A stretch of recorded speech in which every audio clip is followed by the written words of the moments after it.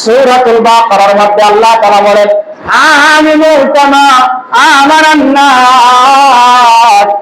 এই মহিলা পুরুষেরা মানুষেরা শোনো শোনো, তোমরা যদি তোমাদের ঈমানটাকে ওজন করতে চাও, মাপ করতে চাও, সমপর্যায়ে বানাতে চাও, তাহলে হযরতে সাহাবায়ে কেরাম রাদিয়াল্লাহু আজমাইন যেভাবে ঈমান এনেছেন, যেভাবে আমল করেছেন, যেভাবে আলোচনা করতেছিলাম ঈমানের বিষয়ে।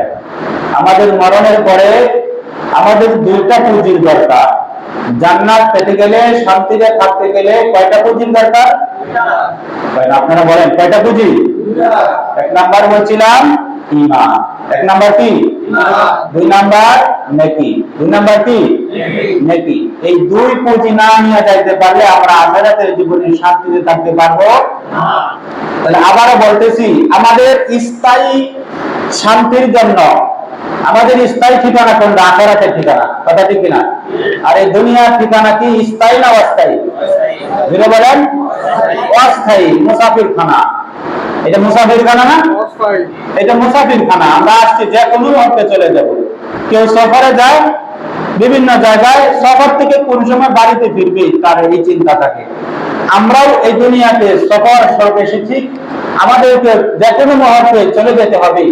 আমাদের আসল ঠিকানা হলো জান্নাত, আমাদের আসল বাসস্থান হলো জান্নাত, আমাদের শান্তির ঠিকানা হলো জান্নাত, আমাদের বাড়ি আসল বাড়িটি ছিল জান্নাতের, কথা ঠিক কিনা? তাহলে আমাদেরকে জান্নাত পেতে গেলে আমাদের কয়টা পুঁজির দরকার? সবাই মুখস্থ করেন কয়টা? এক নাম্বার ঈমান, এক নাম্বার কি? দুই নাম্বার নেকি। তাহলে ঈমানের আলোচনা চলতেছিল, গত সপ্তাহে আলোচনা করেছিলাম।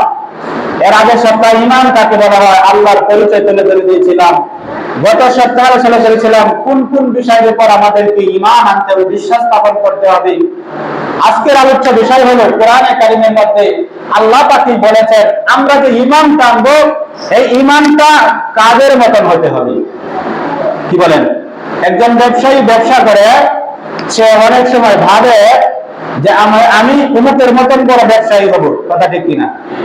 একজন স্টুডেন্ট লেখাপড়া করে, ভাবে আমি অমুকের মতন ইঞ্জিনিয়ার হবো, অমুকের মতন বড় ডাক্তার হবো। ভাবে কি? ভাবে না। একজন বাড়িওয়ালা ভাবে আমার এই বাড়িটা আমি অমুক জায়গায় দেখছিলাম তার বাড়ির মতন বড় করে করব। এরকম মানুষ মনে করে কি করে না? আরো জোরে বলেন। হ্যাঁ। তাহলে আমাদের এই দুনিয়াতে চলে যাবার পরে যেটা মূল আমাদের পুঁজি, সেটার নাম হলো ঈমান। আর আমাদের এই ঈমানটাকে কার মতন বানাতে হবে? সাহাবাই কেরামের মতন। যদি বলেন কার মতন? সাহাবাই কেরামের মতন। সাহাবাই কেরাম কাকে বলা হয় আমরা জানি। সাহাবী বলা হয় রাসূলুল্লাহ সাল্লাল্লাহু আলাইহি ওয়াসাল্লামের জীবদ্দশায় যারা ঈমান এনেছে, রাসূলকে দেখেছে, রাসূলের রাসূলের কোন হাদিসের উপর আমল করেছে, তাদেরকে বলা হয় সাহাবী। রাসূলকে সহযোগীকারী সাহাবী। এই সাহাবাই কেরামের ঈমান কেমন ছিল?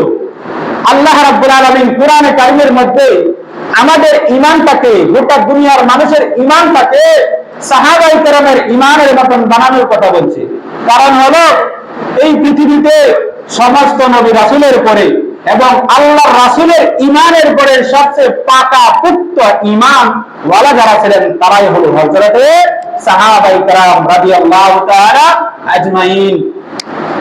এই সাহাবাই কেরামের কথা আল্লাহ রাব্বুল আলামিন কোরআনে কারিমের মধ্যে বলেন আমিনু কামা আমানান নাস।